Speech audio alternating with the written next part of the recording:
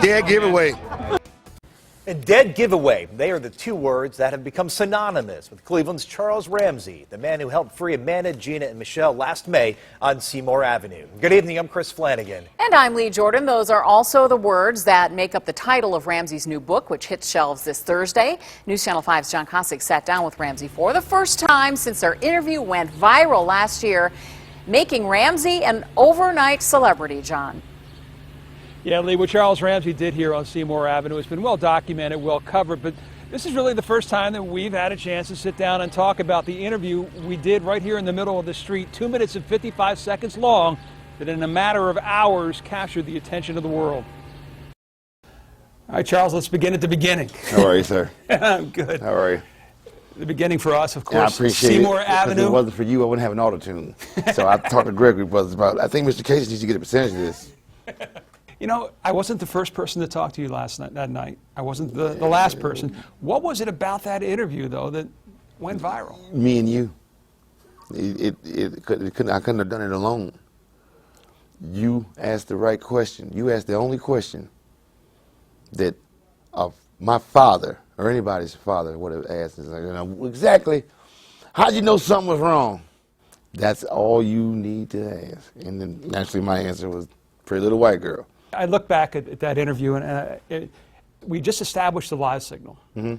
They come to me, okay, we're coming to you, and I'm watching you over my shoulder because I knew you were nearby. And as soon as they said we're coming to me, I'm like, when you look at the raw video, my cameraman's pointing to you right before they come to me. So I pull you in. I didn't know where you were going with it, and that's why. Because you were dropping some F-bombs and S-bombs and stuff like that. You're like, yeah, dude, so John, we're good. I got this. So I didn't know where you were going. Right. And that's why I was like, when you started. Bro, I knew something was wrong when a little pretty white girl ran into a black man's arms. I don't know where you're going. Right. So I'm like, Charles, thank you. Thank you very much.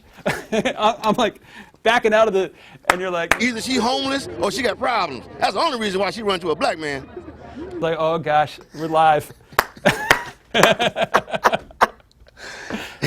So, yeah, I'm sorry about that, John. Yeah, no, I apologize. But the funny thing is, if that wasn't live, I don't know if I would have aired it. Well, I hear you.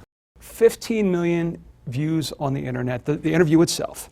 20+ million for Dead Giveaway. When did you first hear Dead Giveaway?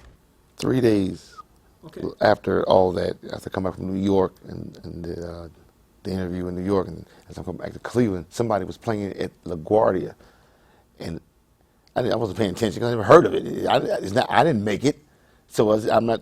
But I'm hearing that voice, and I'm like, well, that's me coming out of somebody's earphone. Dead giveaway. Dead giveaway. My neighbor got big testicles because we see this dude every day. And some kid was playing it, and I told him, come here.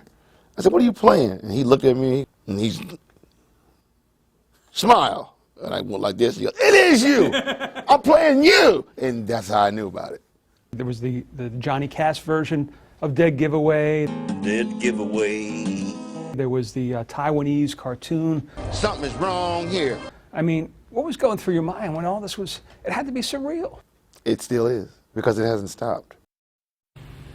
And coming up tonight at 11, Charles will talk more about that. And Charles calls himself many different things in this book, but tonight at 11, there's something he calls himself that may actually surprise a lot of people, but then again, most things that come out of Charles's mouth has a bit of a surprise element to it.